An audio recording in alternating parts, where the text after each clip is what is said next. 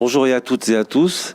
Je sens une ambiance tout à fait attentive et réceptive. Donc, si vous le voulez bien, je propose que nous démarrions notre table ronde. Quand on est parent d'enfants à besoins éducatifs particuliers, on fait comment? Donc, je propose aux intervenants et aux intervenantes de se présenter pendant un petit temps, on va dire, de se présenter et également de mettre en valeur chaque domaine d'expertise, ses pratiques, les solutions, les axes que vous privilégiez. Puis nous procéderons à des échanges entre intervenants et bien évidemment avec la salle. Donc si vous voulez bien commencer. Bien, bonjour à tous. Donc moi je suis Canel Garcia, je travaille pour l'association Arpège, donc je viens au nom de l'association, je ne viens pas en mon nom propre, c'est pour ça que je n'ai pas cette tête-là en vrai. L'association Arpège, c'est une association qui est née en 2008 par l'initiative d'entreprises qui se sont rendus compte que les jeunes en situation de handicap atteignaient difficilement les études supérieures, a fortiori le bac, et atteignaient difficilement certains de leurs métiers. Et ils avaient du mal à embaucher des jeunes en situation de handicap alors qu'ils voulaient, dans leurs entreprises, faire rentrer le handicap aussi par ces jeunes. Donc l'association Arpège est née de cette initiative-là, de se dire comment est-ce qu'on permet à des jeunes qui sont encore à l'école de connaître le monde de l'entreprise, de connaître les métiers des entreprises membres et surtout de s'ouvrir le champ des possibles, éventuellement de créer des envies et des vocations en connaissant mieux certains métiers qui sont parfois inconnus. Donc Arpège, c'est une association, on a mis en place un dispositif de plusieurs types d'actions qu'on déploie dans les entreprises avec nos entreprises membres, avec nos entreprises partenaires, qui vont d'actions très collectives à des actions beaucoup plus personnalisées. Donc on commence par ce qu'on appelle nous l'atelier découverte des métiers, qui est un grand forum des métiers qu'on organise une fois par an dans les académies sur lesquelles nous sommes présents, dans lesquelles les collaborateurs des entreprises viennent parler de leur métier à tous les jeunes qui le souhaitent sur une journée. Donc ça fonctionne plutôt bien parce que ça permet à des jeunes qui sont en 4e, 3e de commencer à comprendre un peu comment fonctionne l'entreprise, parce qu'on essaie de valoriser en fait toutes les fonctions qu'on retrouve dans les entreprises, que sont les fonctions support mais aussi les fonctions cœur de métier. On a une grosse partie de nos actions qui sont des visites d'entreprise. On permet à des jeunes d'aller voir ce qui se passe dans les entreprises, de se rendre compte concrètement de ce qui se passe et comment se déploient les endroits où travaillent les adultes. Donc ça aussi, c'est plutôt pour des 3e, des lycéens. Et ensuite, on a une grosse partie accompagnement à la recherche de stages, parce que malgré tout, c'est le nerf de la guerre, et que si on n'a pas ces stages, on n'a pas son diplôme, et si on n'a pas son diplôme, on peut toujours rêver d'aller plus loin, c'est toujours un peu plus compliqué. Donc on essaie d'être une ressource supplémentaire dans la recherche de stages. Donc on propose les candidatures du stage de 3e, voire même de 4e parfois, parce que certains commencent dès la 4e, au stage de fin d'études, au stage de master, etc. etc.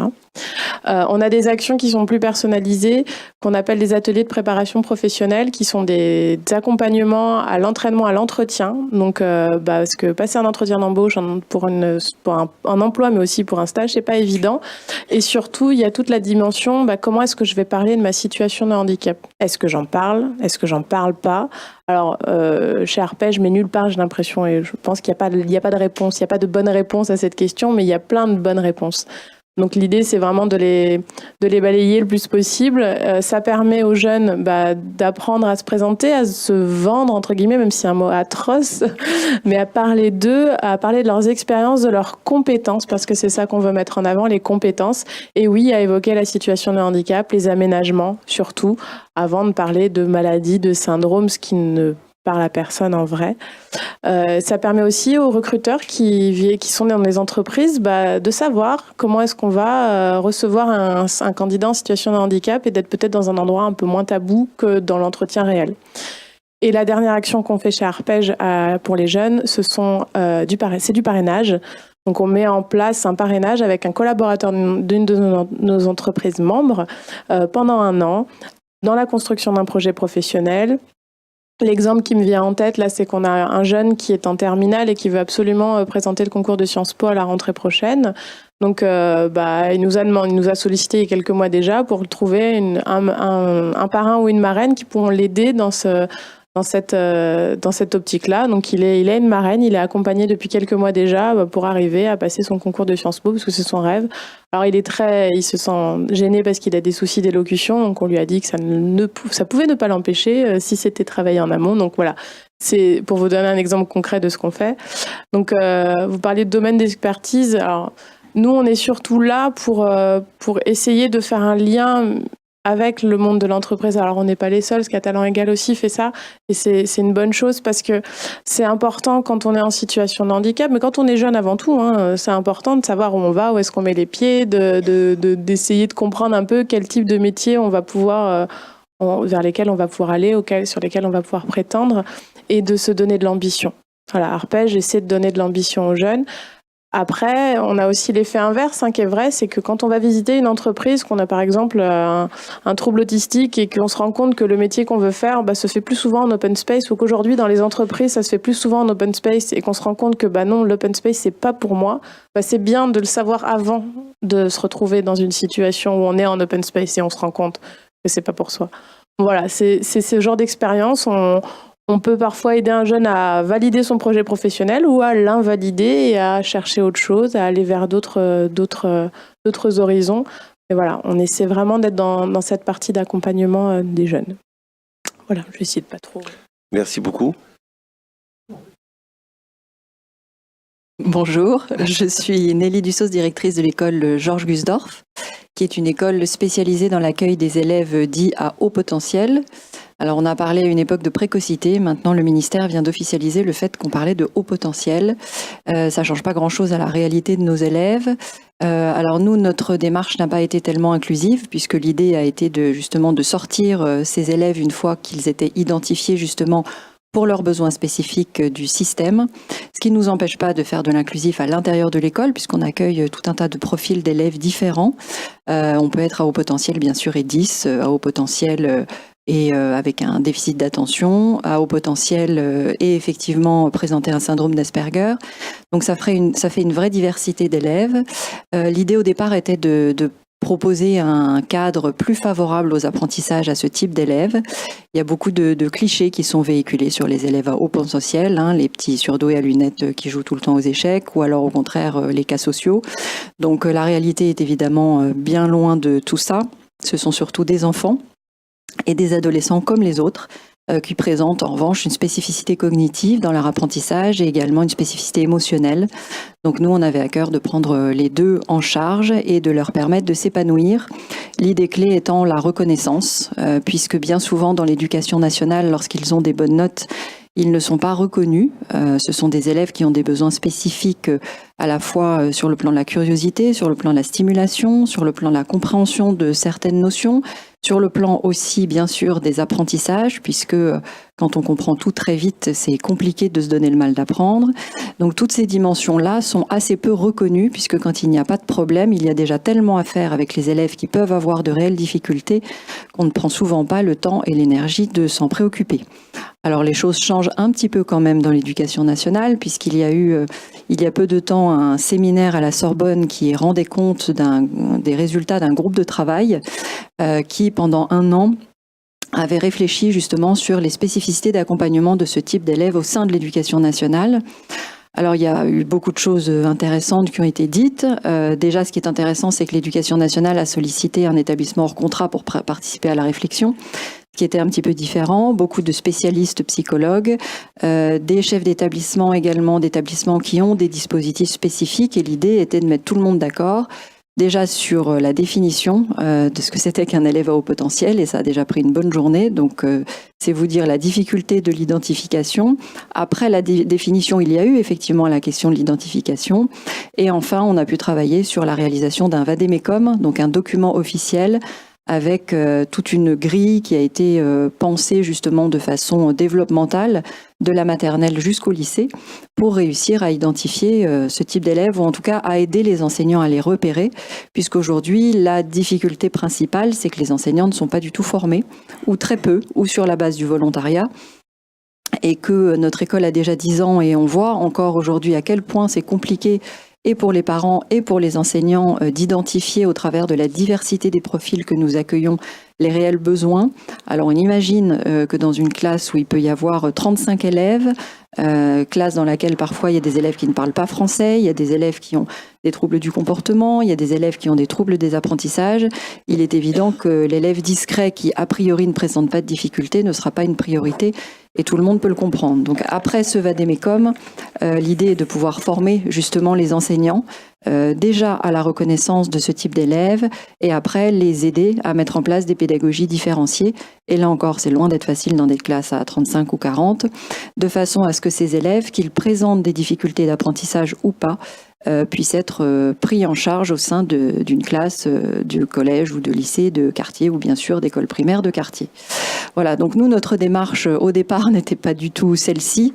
Notre démarche, c'était de répondre à une urgence. Il y a aujourd'hui des élèves à haut potentiel dans les établissements publics ou privés sous contrat qui ont besoin d'un accompagnement spécifique, soit parce qu'ils ne s'épanouissent pas tout simplement, ils s'ennuient terriblement, ils attendent que le temps passe et c'est quand même bien dommage parce que l'école est censée être le lieu de l'apprentissage et de la socialisation. Et quand on se sent trop différent, c'est un peu compliqué de se faire des amis et de se reconnaître au travers des autres élèves qui ont des difficultés à être des pairs.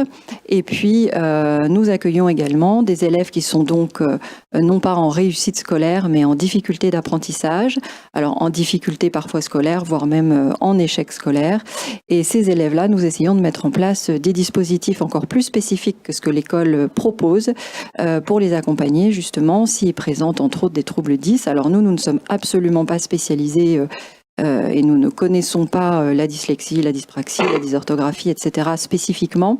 En revanche, nous sommes formés, nous avons appris en travaillant notamment en transdisciplinarité avec les spécialistes qui interviennent auprès de ces élèves, comme les orthophonistes par exemple, pour réussir à les faire progresser également.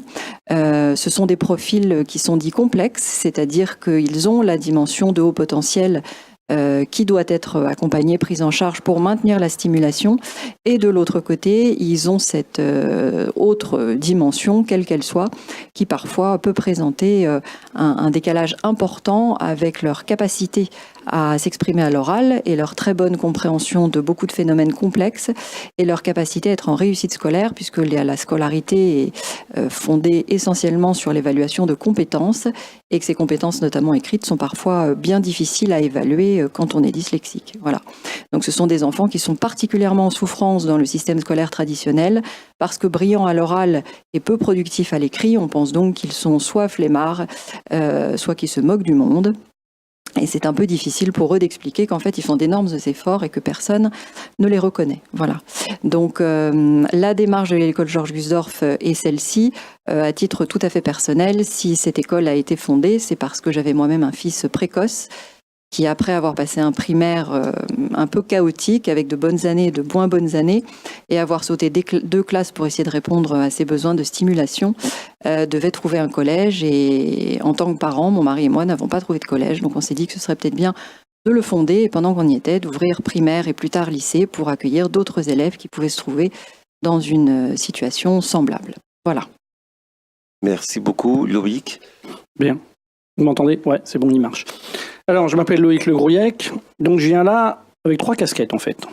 La première, c'est celle de directeur des ressources humaines de Nokia. Je ne présente pas Nokia, comme ça ira plus vite. Je pense que tout le monde connaît. Pourquoi je commence par cette casquette? C'est pour déjà démystifier quelque chose. Les entreprises en France cherchent des salariés en situation de handicap. Contrairement à ce que peut-être vous avez entendu ou contrairement à des idées reçues. Pourquoi elles cherchent? Parce que aujourd'hui, Nokia développe la 5G. J'imagine que vous avez déjà entendu parler de ça. Si on n'a pas de salariés différents, on va fabriquer une 5G homogène pour tout le monde. Et ce n'est pas le but. La création vient de la diversité. Si on a des salariés différents, on arrivera. Mais pour ça, il faut que ces salariés en situation de handicap se sentent bien.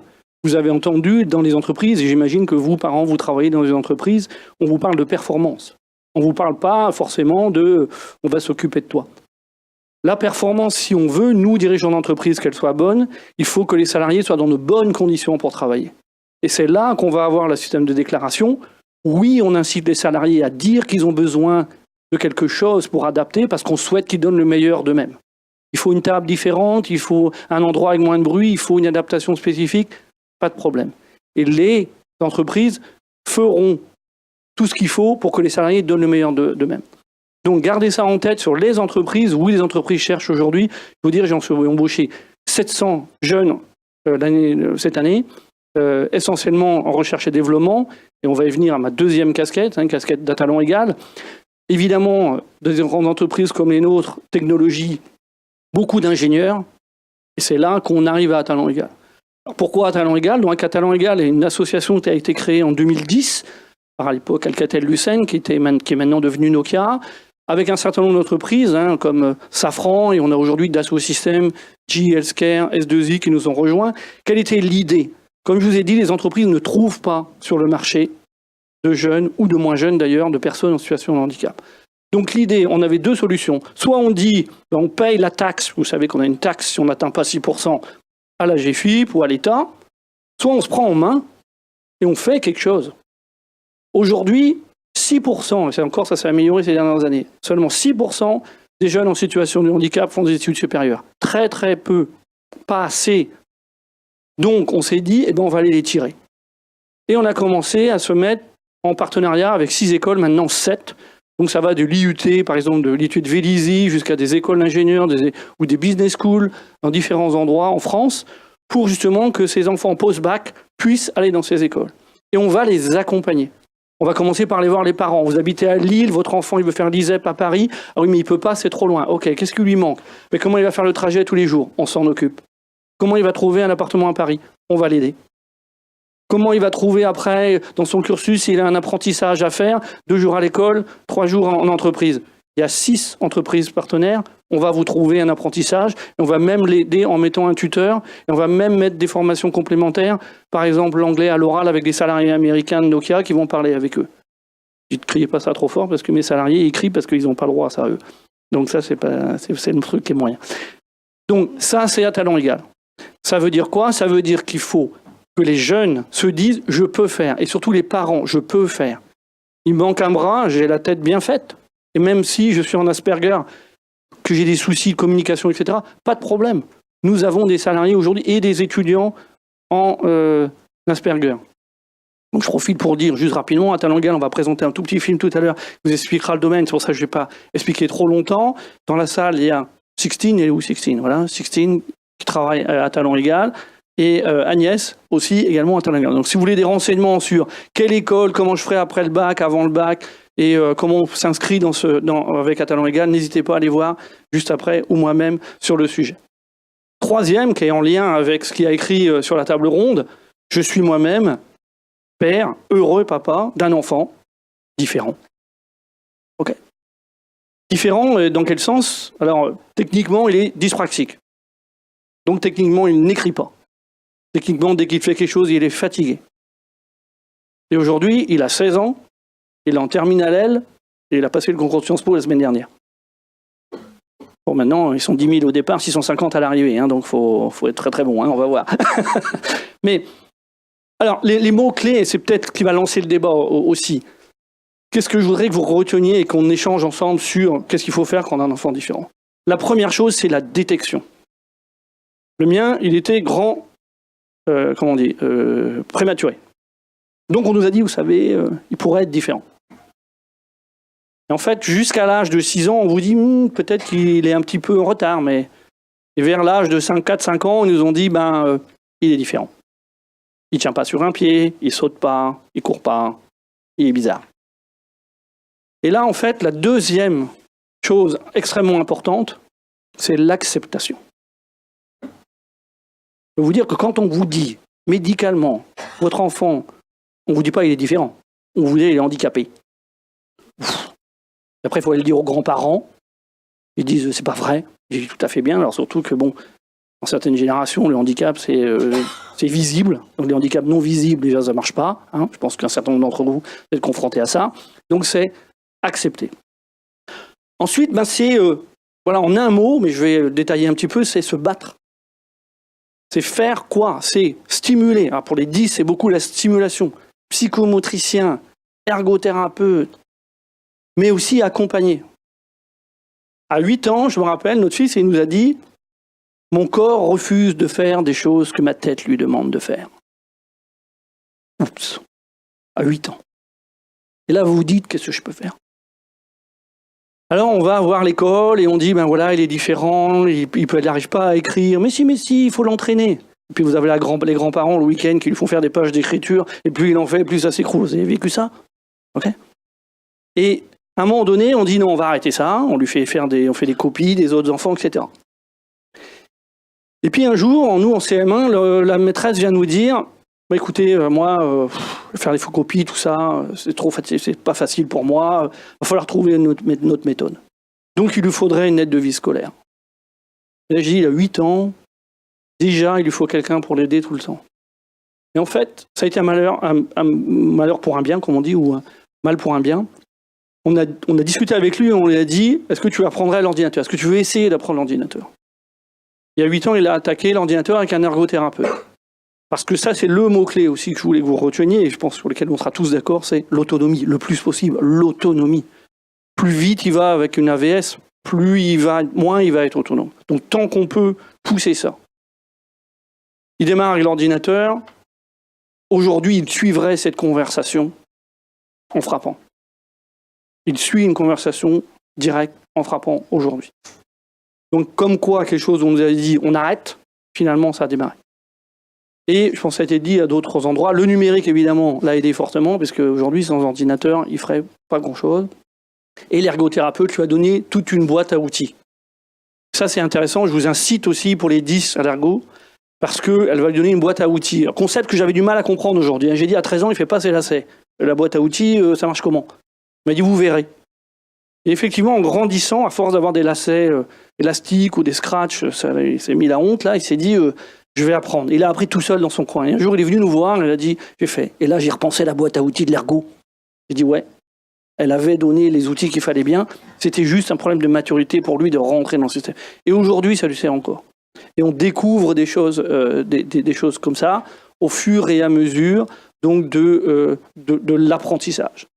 Par contre, ce qui est extrêmement important, c'est l'accompagnement psychologique. Nous, il a vu beaucoup une psychologue. On croit qu'il parle aux parents parce qu'on est près d'eux, on croit qu'il va nous dire. Il dit, mais pas tout. La psychologue est un soutien extraordinaire. Et en ce moment, comme il est plus grand, qu'il a le bac à passer, qu'il a des Sciences Po et d'autres, c'est la sophrologie. Moi, je ne connaissais pas, pour être franc. On nous a bouche à oreille, ok.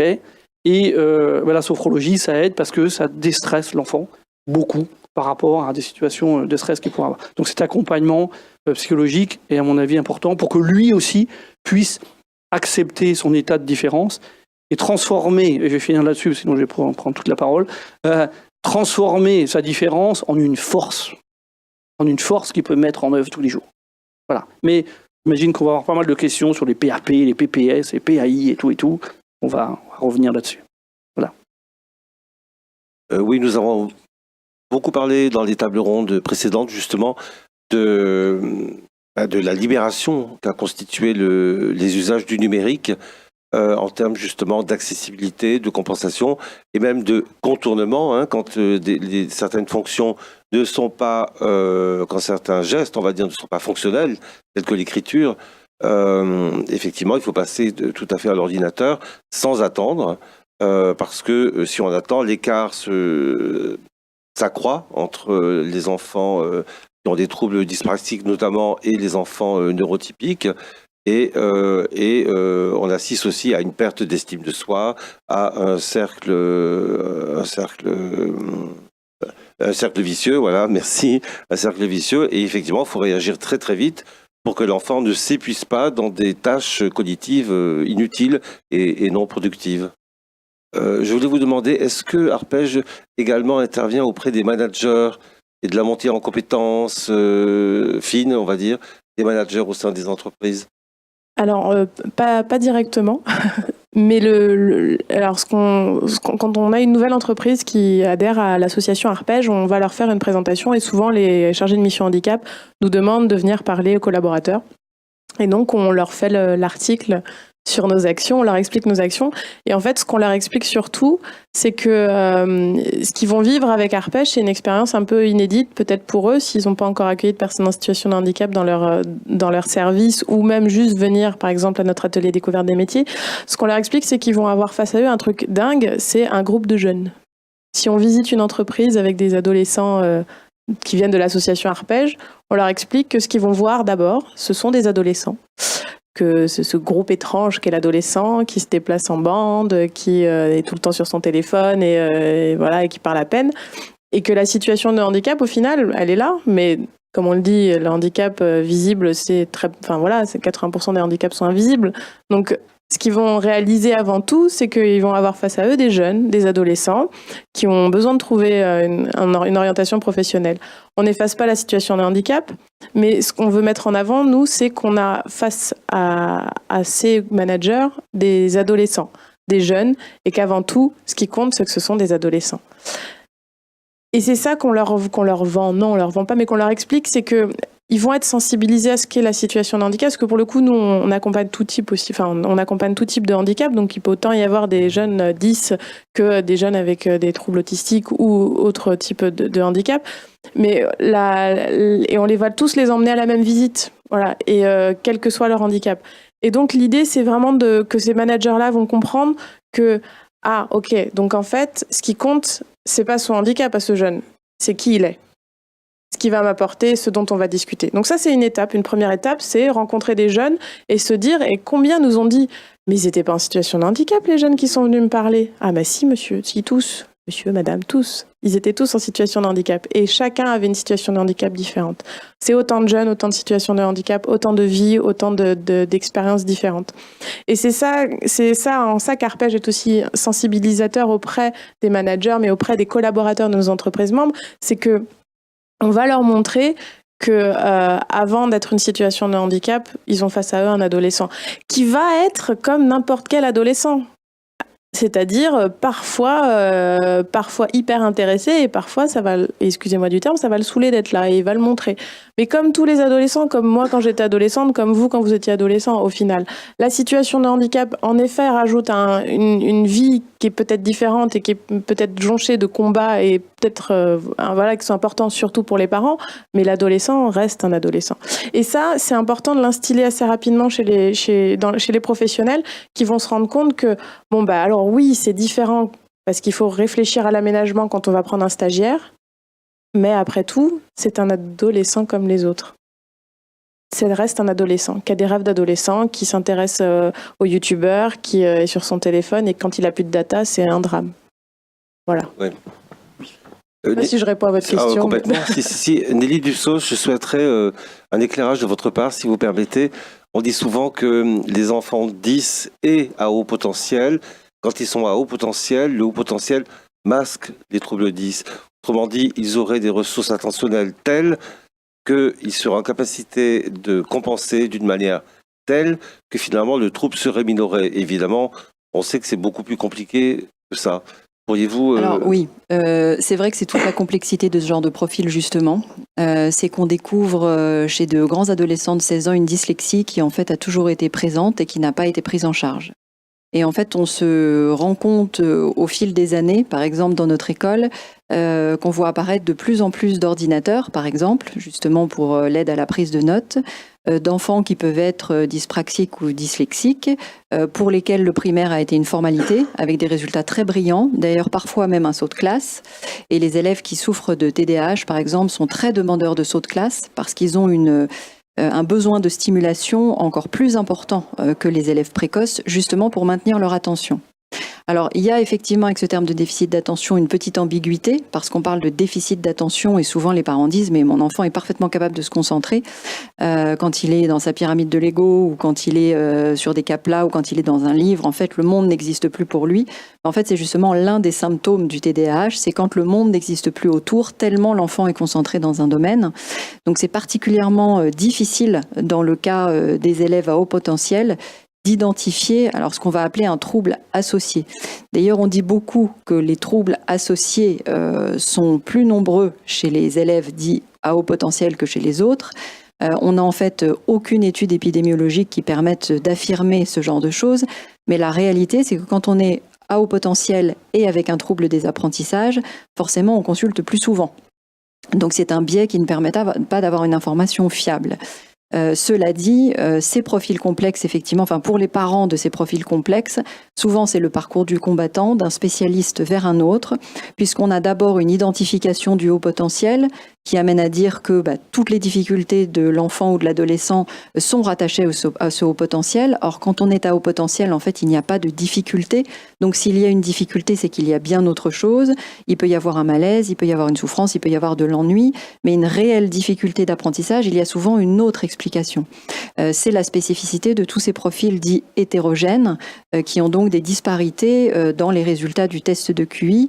Le test de QI, c'est un test, c'est en aucun cas un bilan. Et si on n'avance pas justement dans l'exploration de ce test pour bien comprendre les disparités, souvent on peut passer à côté de choses extrêmement importantes. Et comme effectivement le haut potentiel compense, il y a toujours ce malentendu pour ces élèves qui peuvent être très performants dans certains domaines, auxquels on peut faire sauter des classes sans difficulté, mais qui vont être plutôt en sous-performance dans d'autres domaines, en sous-réalisation scolaire. Et là, il faut trouver effectivement des aides, que ce soit l'ordinateur, et ça l'est parfois, que ce soit effectivement des supports polycopiés qui sont distribués, mais la question de l'autonomie que vous avez évoquée tout à l'heure est effectivement extrêmement importante.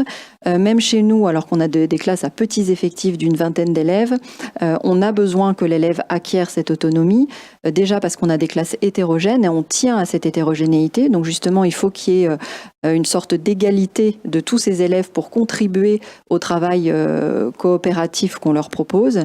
Et puis, un jour, ils vont sortir de l'école. Un jour, ils vont avoir besoin d'être autonomes, effectivement, de trouver leur place dans des études supérieures, dans le monde du travail.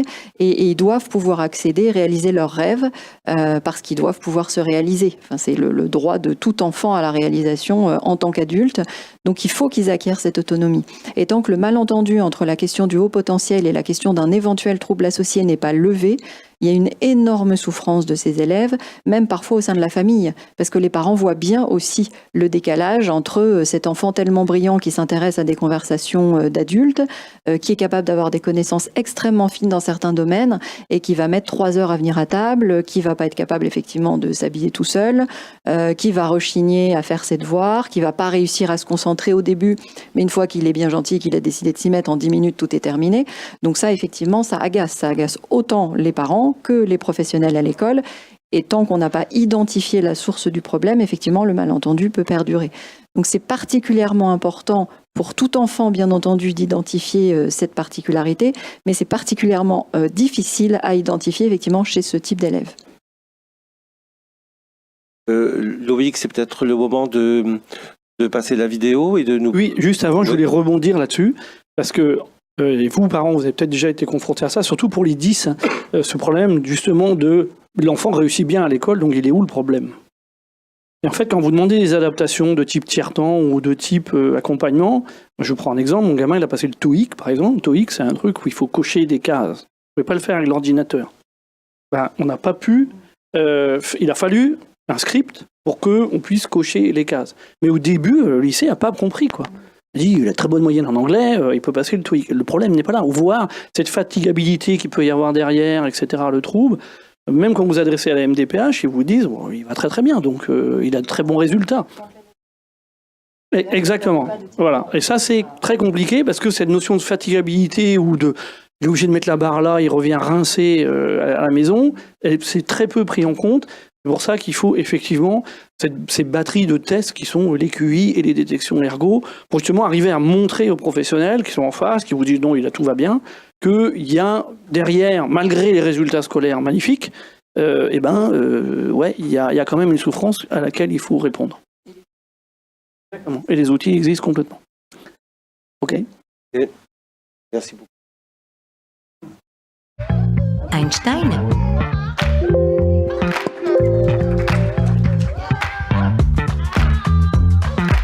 Et des étudiants handicapés. Aucune. À talent égal, on est convaincu. C'est pourquoi l'association accompagne les étudiants en situation de handicap de ces écoles partenaires en mettant en place un parcours personnalisé d'accompagnement visant à développer leurs compétences. Bonjour Alexandre, donc je suis actuellement acheteur de pièces aéronautiques chez Safran. Bonjour, je m'appelle Gaëlle. Ce qui me caractérisait le plus, c'est l'amour des études, au point d'avoir fait 4 cursus, des lettres modernes, de la psycho, de l'informatique et actuellement des ressources humaines. Et mon objectif final, c'est d'avoir mon diplôme et de décrocher un job de rêve en lien avec la RSE. À talent égal, c'est une quinzaine de partenaires industriels et d'établissements d'enseignement supérieur, des dizaines de tuteurs accompagnant les étudiants, une passerelle entre les étudiants, leurs écoles et le monde des entreprises. Donc, j'ai rencontré l'association à talent égal lorsque je cherchais de l'alternance pour ma licence. C'est mon professeur principal qui m'a mis en contact avec l'association parce qu'elle connaissait leur travail et leur réseau. J'ai été accompagnée par Talent Égal et ça a commencé comme ça. J'ai rencontré Agnès lors de mes études d'informatique au centre de réadaptation de Mulhouse et le courant a tout de suite passé. Sixtine a pris de mes nouvelles alors que j'étais en plein doute sur le fait de continuer en informatique et de me reconvertir en ressources humaines. Je lui ai tout de suite fait part de mon projet de reconversion et là tout a été très très vite. En parallèle, l'association a pris contact aussi avec Safran. Donc ça, c'était très transparent pour moi. J'ai juste allé rencontrer mon futur tuteur de stage où j'ai pu parler de mon souhait, des missions pour ma licence et ma vision de la suite de mes études et mon insertion professionnelle. Prise de contact avec les entreprises partenaires, prise de contact avec les écoles partenaires. Total du compte, j'ai été embauchée chez Nokia en apprentissage en ressources humaines et j'ai été prise à l'ISM, à l'Université de Versailles-Saint-Quentin, sur un Master 2, gestion des ressources humaines. Pour l'anecdote, dans le même mois de décembre, j'ai aussi passé un entretien chez Alcatel-Lucent, une autre entreprise partenaire de l'association à talent égal. Donc ça s'est moyennement bien passé pour 2 raisons. Ils cherchaient quelqu'un en master, moi j'étais en licence, donc au niveau du background, je ne correspondais pas. Et aussi, c'est qu'en fait, j'ai eu ce feedback par l'association qui m'a dit qu'en fait, on sentait une détresse dans mon discours. C'est qu'en fait, il me restait peu de temps pour trouver de l'alternance et ça se ressentait. Et ça, c'était plutôt négatif. Donc ça, j'ai pu le travailler pour mon entretien futur avec Safran. Au 1er janvier, je commence mon alternance chez Safran. Et ça s'est beaucoup mieux passé. Aujourd'hui, je suis encore chez Safran, 4 ans plus tard.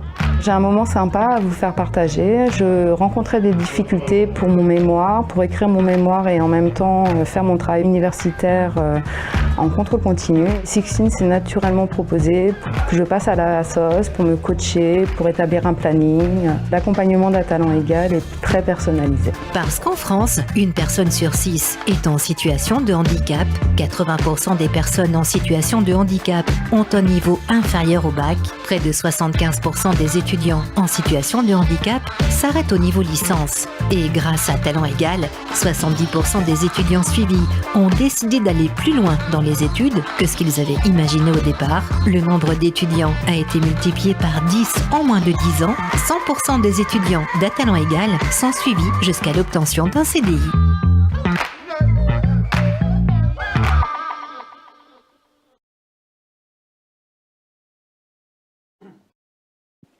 Merci. Est-ce que vous souhaitez ajouter quelques éléments et puis nous allons donner la parole au public?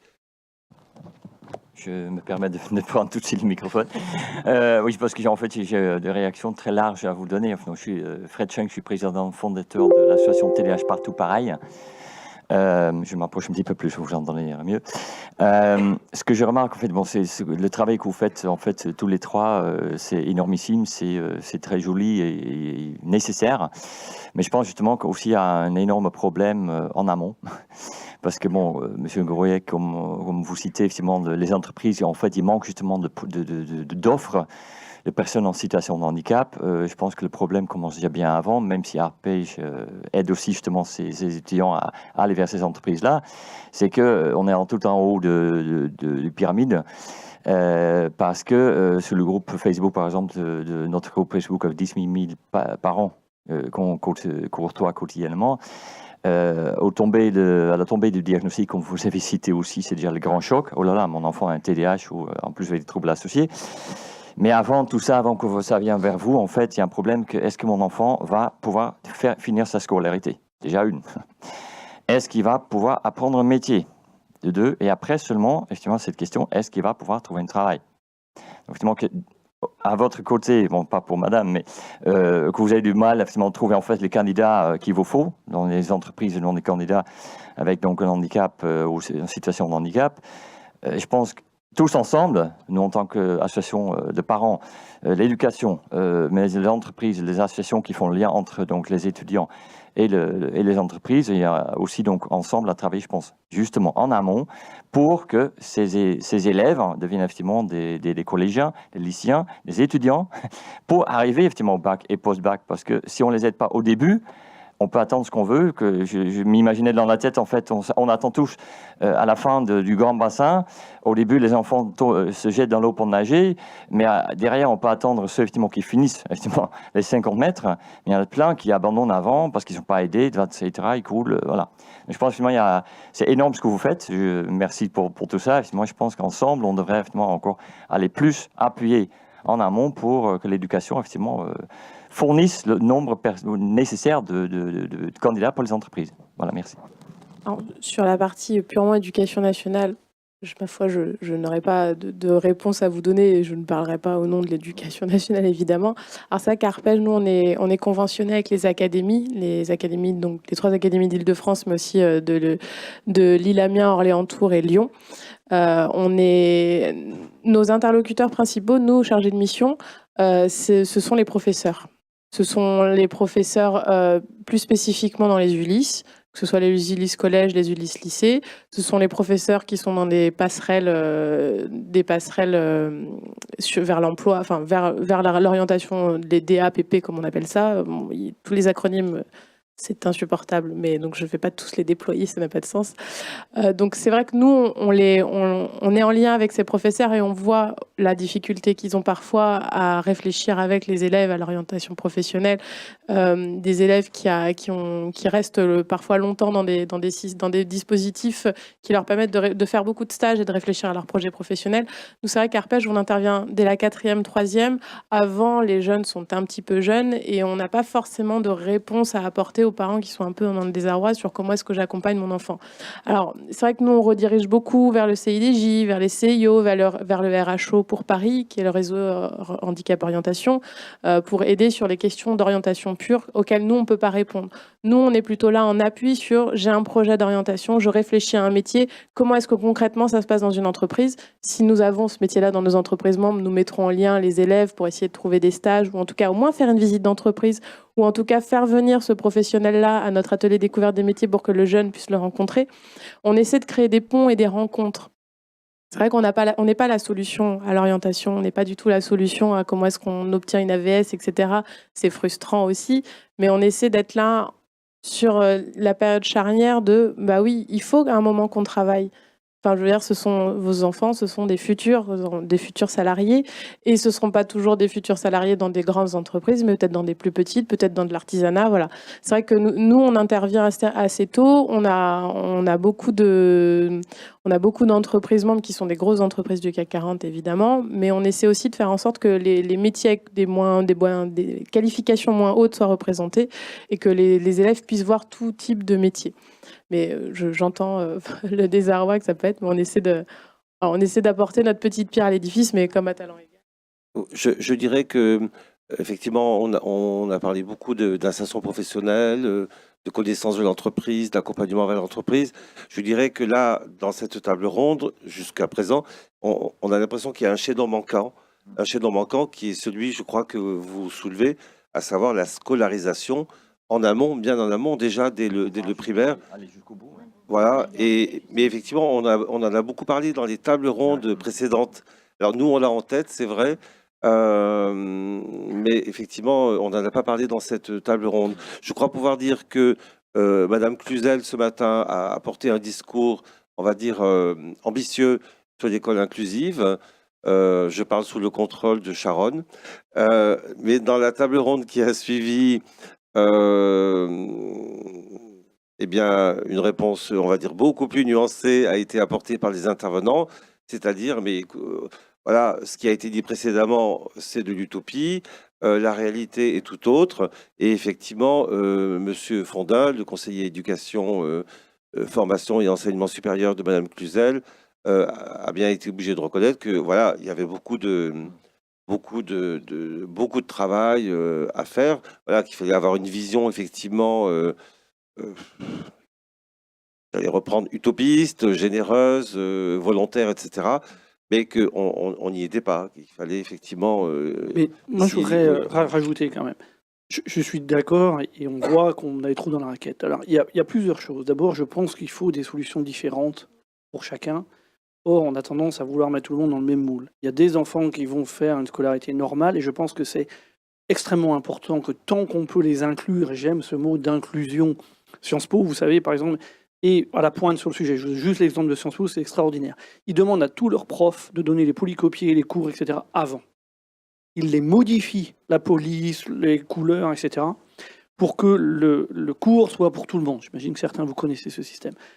Et le taux de réussite aujourd'hui à Sciences Po s'est amélioré, y compris pour les enfants non différents, soi-disant. Donc, comme quoi, ça marche pour tout le monde. Donc ça, c'est le premier point. Le deuxième point, c'est que oui, les classes différentes pour accompagner, parce qu'il y a besoin des adaptations. Chacun apprend à sa vitesse. C'est pour ça qu'il y a aussi des écoles différentes pour que, justement, on puisse prendre tout le monde. Mais ce que je voulais... Et après, je pousse aussi sur le fait que les entreprises sont l'ultime but quelque part. Donc, à nous d'aller aussi plus bas. Et on a des initiatives de type ce qu'on appelle College at Work, Talent at Work, où on va en 3e. Et on dit aux enfants de 3e, soit des Ulysse, soit voilà, de classe classique, en disant, OK, ayez de l'ambition, ayez envie. Parce que si on ne donne pas envie à nos enfants, on va les maintenir dans un truc où, voilà, études courtes, parce qu'un jour je ne serai plus là, et au moins je te sécurise par quelque chose. Il faut les tirer vers le haut, et ça commence aussi, nous, par les parents. Et je finirai là-dessus. Si on a l'impression que les écoles ne bougent pas aujourd'hui, il y a deux moyens de le faire. Un, il faut leur rappeler qu'il y a la loi.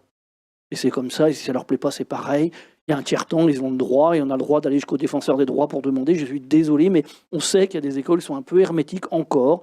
Et des fois, c'est un manque de moyens, un manque de formation. J'ai entendu la table précédente, un manque de différent. Mais il faut aussi que à la poussée des parents et des associations de parents, les chefs d'établissement puissent se retourner leur autorité de tutelle en disant OK, on me demande d'appliquer la loi, mais je ne peux pas faire.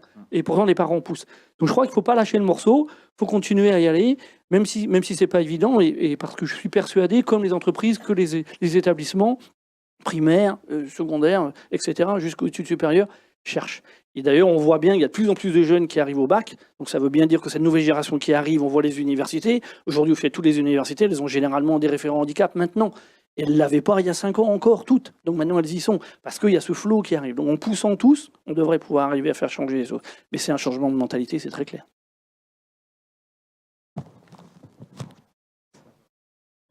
D'accord, ok. Pas de souci. Bonjour, donc moi je suis maman d'une petite fille. Alors pour le moment, je suis encore loin de l'idée de l'entreprise. Et même encore plus loin que ce que vous pouvez imaginer, puisque ma petite fille a un polyhandicap. J'apprécie à chaque fois, je vais partout où on va parler handicap et à chaque fois j'ai cette grande déception, grande tristesse de ne pas entendre parler du polyhandicap. Parce que ce terme fait peur, on ne sait même pas le définir pour vous le dire. J'ai passé 2 jours au colloque de l'INSHEA, hier et avant-hier. Et la grande question, c'était qu'est-ce qu'on met derrière le mot polyhandicap? Et moi, là, quand on est parent d'enfants à besoins éducatifs particuliers, on fait comment? Je vous avoue, je vais ressortir, je n'ai aucune réponse. J'ai même pas une piste, même pas un début de réponse. J'ai rien du tout. Et même si ça me fait plaisir de me dire que pour tout un tas d'autres enfants, c'est chouette, il y a des choses qui se font. Moi, je suis en train de me dire, c'est chouette, il y a des choses qui se font. Point. Pour moi, je repars avec rien. Je conçois très bien qu'on ne peut pas aller partout. Je conçois très bien que ce soit compliqué d'envisager, même de faire avec un polyhandicap, vu que déjà non-verbal, motricité, tout ça. Sauf que ma fille, elle comprend très bien ce qui se passe autour d'elle. Et elle a autant de capacités que n'importe qui à qui on donne sa chance, en fait. Et ça, c'est vrai que c'est difficile pour moi d'être là et de voir qu'en fait, on ne pense pas à elle. et tous les autres enfants avec un polyhandicap. Voilà. Merci de votre témoignage. Il est 16h03. Oui, mais on me dit dans l'oreillette qu'il faut libérer la salle. Allez, dernière question, parce que monsieur minute, levait la main 20 depuis un moment. secondes. Et très vite pour vous dire une chose, c'est que ce matin, donc j'étais à la conférence, je suis Corentin Voiseux, je suis directeur général d'IPRA, pour vous dire que la réponse du Conseil de la ministre ce matin, à mon sens, est d'autant moins acceptable qu'il y a énormément de propositions qui ont été formulées à la ministre. Je peux vous les citer toutes. Hein. Non, on n'a pas le temps, monsieur. Mais, et si vous voulez, sur un plan technique, l'évolution de la formation des enseignants, la fluidification du fonctionnement des MDPH, la création d'un centre de ressources nationales sur les ressources adaptées, ce genre de problématiques concrètes qui font par exemple que monsieur sollicite une ergothérapeute, mais je voulais vous demander, l'ergothérapeute, comment vous l'avez trouvé, typiquement? Bouche à oreille. Voilà, bouche à oreille. On est d'accord. Le bouche à oreille, ça fonctionne pour 10 à 20% des parents.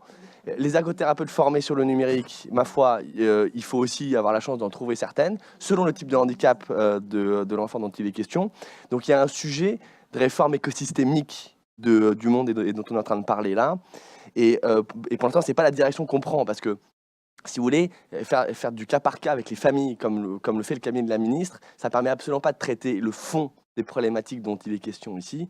Et donc c'est ça que je voulais dire, et c'est la raison pour laquelle finalement les familles se sont un petit peu agitées ce matin sur le Conseil de la ministre, parce que, à mon sens, ça ne va pas dans le bon sens. Voilà, donc je le redis ici gentiment. Merci beaucoup. Merci beaucoup. Nous devons libérer la salle. Je vous remercie infiniment, les participants dans le public et les intervenants de la table ronde. Oh là là là là. Pourquoi ça